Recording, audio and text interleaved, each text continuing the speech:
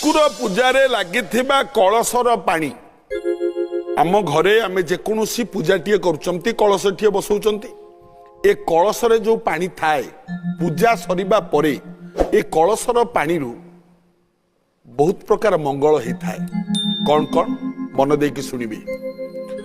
कलशरे थिबा पानी की जदि आमे आंब पत्र बुड़ेई से पानी की घर सारा छिंचिबा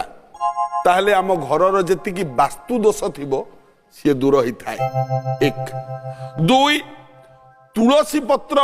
बुड़े की कलश पानी रे जदि तुलसी पत्र द्वारा घर सारा पानी छिंचिबा आमे ता द्वारा परिवार लोक निरोग होता रोग ही न थे परिवार लोक को। तीन जदि कलशर पानी की फूल बुड़ेई आमे फूल माध्यम घर सारा छिंचिबा ताले परिवार रे जेते सदस्य अछंती समस्तंक भितरे